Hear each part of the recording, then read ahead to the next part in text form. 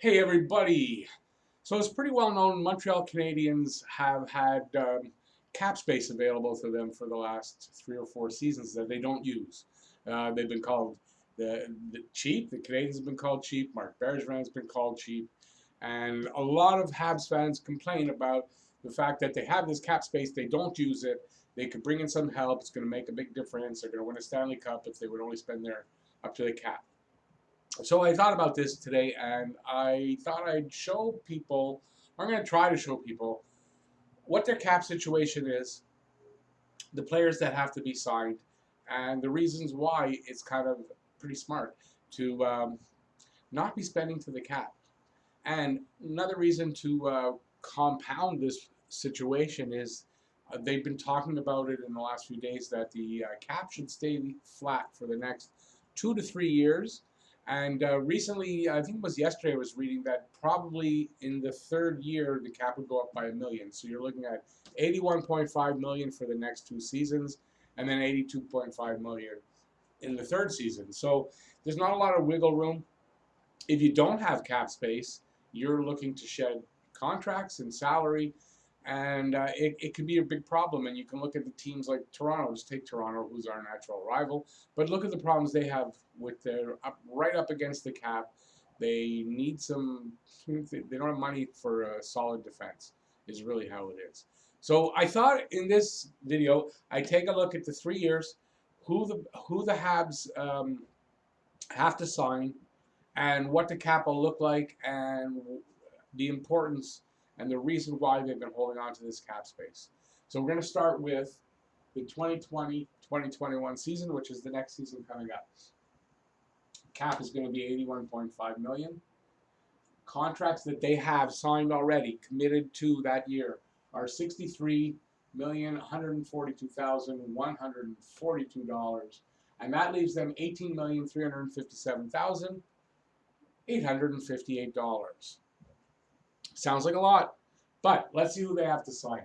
So Max Domi is an RFA, Victor Mete is an RFA, Jake Evans is an RFA, Noah Juleson is an RFA.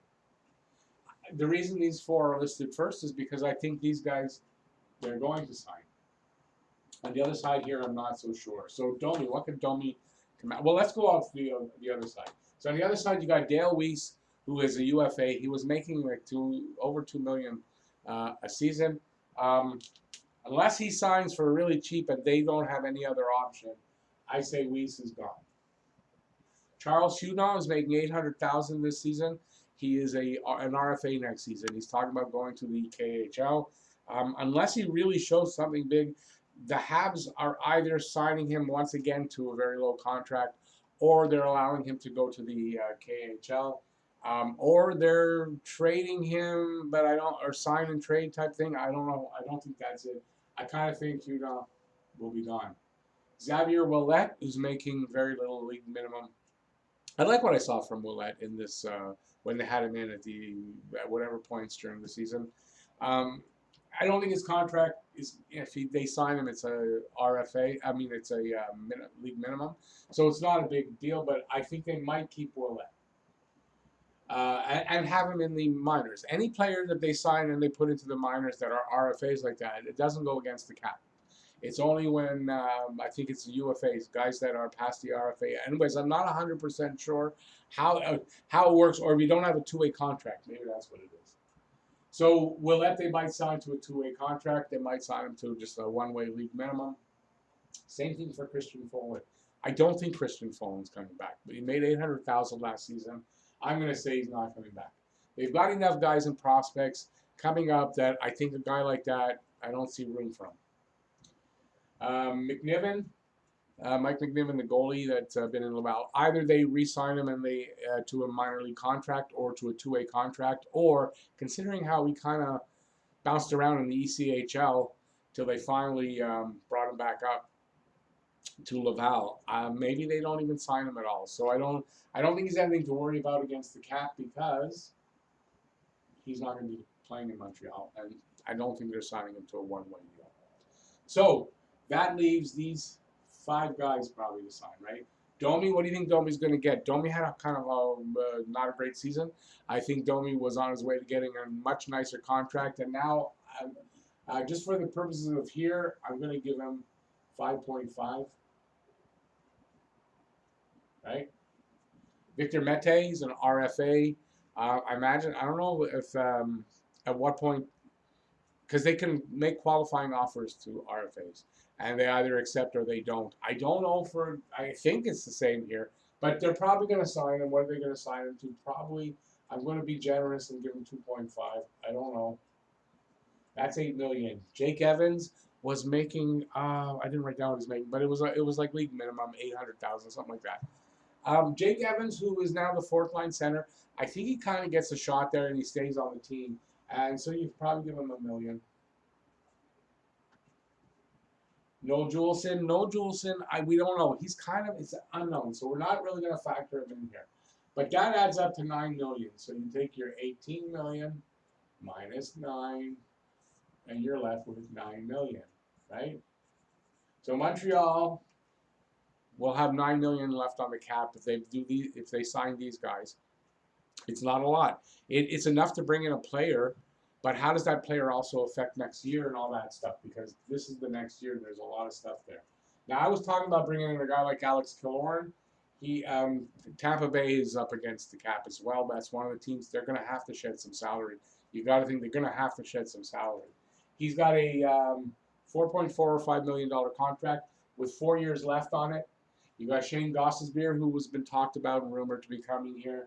$4.5 million with 3 years left, so not bad money and a good term. But does it work here or not? I don't know. There's been talk about getting Sergachev by offering him by doing an offer sheet. Sergachev made $895,000 last season.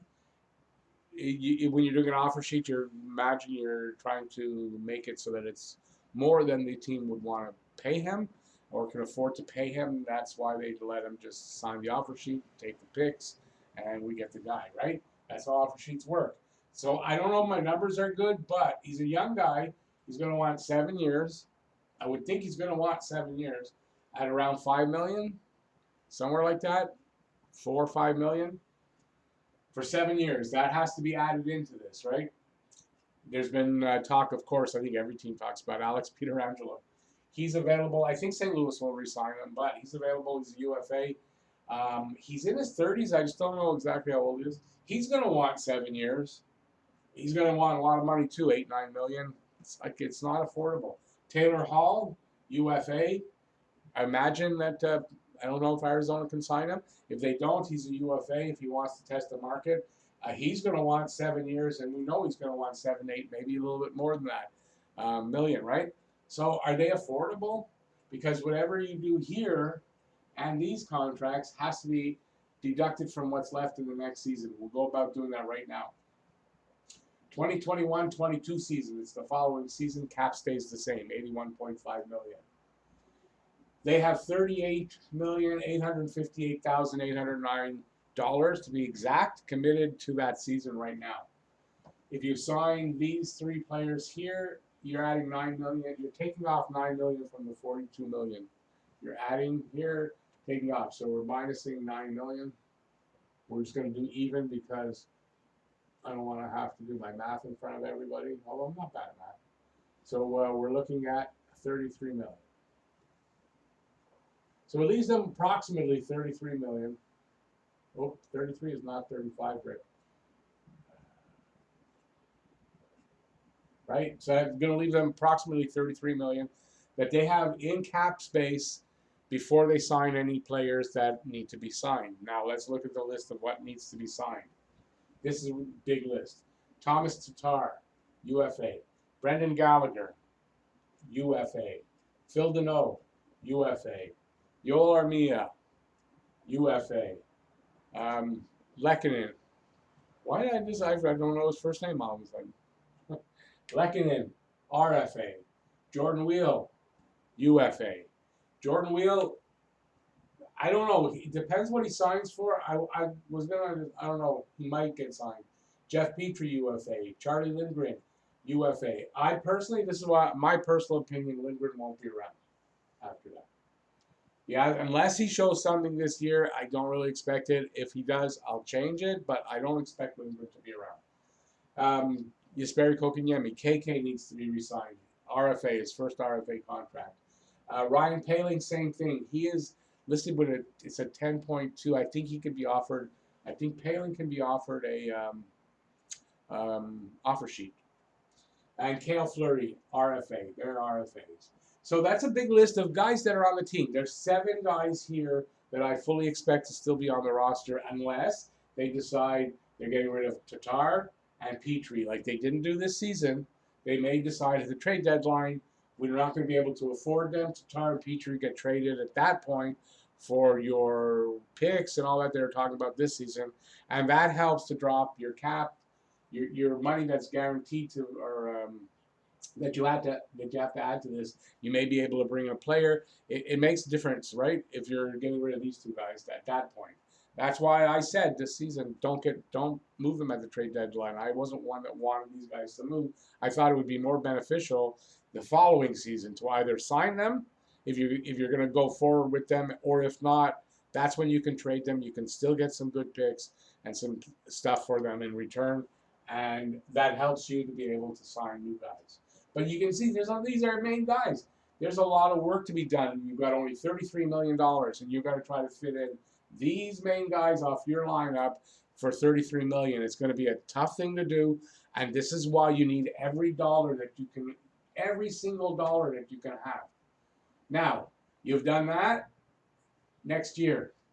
And I don't know what the numbers are going to be, and I don't know if they're going to trade anybody. That's not what this video is about. It's just to show you that everyone talks spend to the cap, but there's consequences to spending to the cap. So, and you got to think, if they sign one of these guys, that money gets deducted off of here as well. Their contracts have to be, so it's even less money.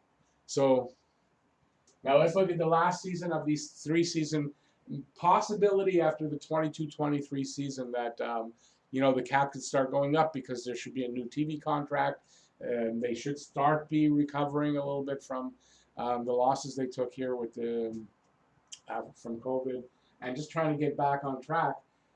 The cap is expected or rumored right now to be going up by $1 million. Every time I hear rumors like this about the cap, it seems to be that's what happens. So I'm going to kind of go with it. It's either going to stay at 81.5 or it's going to go up to 82.5, depending on what you see out there. They are only committed to $27 million, $257,143. But you have to add into that any of these signings here have to be added to that. It drops that $55 million down. Obviously, this is obviously, right? Here they don't have as big of a problem because they had a ton of players to sign over here. Even next season, there's a few guys. It's not like it's just a couple of guys. But in that 3rd season, it's not so bad. Your big guns are Nick Suzuki with his first RFA contract. I would think by this season, Nick Suzuki has solidified himself as number 1 center, at worst number 2 center, putting up really good numbers. He's going to get a pretty good, either a bridge contract, or if you're that confident in him, you're going to sign him to 8 years. Now remember, Suzuki can be signed to an 8-year deal when you're bringing in a UFA or an RFA from somewhere else. Can only be signed for 7 years. Only your own player from your own team can you sign to 8 years. If you're bringing someone in, it's 7 years. So remember that. So Suzuki can get signed to an 8-year deal. It's going to be for decent money. I don't know what the numbers are going to be here, honestly. I put this here because you don't know what the numbers and the contracts are going to be. It's too hard to figure out in a short video, hopefully a short video, how much these guys are going to get so that you can deduct. But anything that you sign here and you sign here, it all deducted from here. So remember that. So Suzuki is probably going to get $5 million in a bridge contract. You might even give him $7 million to sign him to 8 years to keep it a little down, the cap hit down a bit by giving him the term. Who knows how it's going to be. Carl Alsner is an RFA. If he's not bought out this season, this could be something that changes. If they give that compliance buyout, you get 1. This guy's going to be gone this season. It could change things, but let's say that they don't. Yeah. For this video, they haven't given a compliance buyout. Alsner's gone. Doesn't matter what the situation, unless all the defensemen in the league have something wrong with them, and he's the only one. Alsner's gone. Sherratt's an RFA, Kulak's an RFA, and Caden Primo finishes his ELC, and he's an RFA. So you got to figure they're signing Primo. They're more than likely re-signing Sherratt. They're definitely re-signing Suzuki, barring something tragic happening. Knockwood, that never happens with a kid like that. So you got 3 players here. We don't know what that. But you can see the importance of trying to keep as much cap as you can every year because you need room to make moves. So I thought by explaining it to you and showing you the number of players and the complicated, how complicated it is to figure out who you're going to sign, blah, blah, blah, and keep yourself enough room under the cap. So saying spend to the cap is very irresponsible. It leaves you no wiggle room. Look at Toronto. It leaves you no wiggle room. A guy gets hurt unless he's out long term and you can put him on the injured reserve list. You're not getting much relief, right? To bring in new guys and stuff like that. So you don't want to do that. You always want to have at least a few million every season in cap room so that you can make some kind of moves. So I just wanted to show, like I said, how complicated it is for them. And it's easy for us as fans to say, oh, spend to the cap, bring in this guy, get that guy, get that guy. It's not as simple as that. You have to take into account what the contract is, how long he's signed for, how it fits in with your other guys, who you want to sign. It's a very complicated thing. So I don't know if this came across well or not. If it did, give a thumbs up. I appreciate that. And if you like the video, give a thumbs up, obviously. That's down there. While you're down there, there is a comment section. Let me know if you think I'm just full of crap here and they should spend to the cap. And I don't know what I'm talking about. It's possible. Let me know what you think in the comment section. Literally, what you think about this. What you think they might sign these guys to. Who you think might get traded to make room and that kind of stuff. Let me know in the comment section. And if you haven't already, please subscribe and ring that notifications bell. That's going to get you more videos like these and your daily fix from Bleu Blanc Rouge right here at Talkin' Habs. So thanks, I almost said it wrong. So thanks, everybody, for watching. I really do appreciate it. Please stay safe out there. Wear a mask when you're in tight situations where there's people all around and you can't help it. Wear a mask. It's very smart to do so. I hope you do. That'll keep you coming back to watch more videos like Talkin' Habs, and that would be awesome. So thanks for that. Peace out. See you next video. Have an awesome day. Bye, y'all.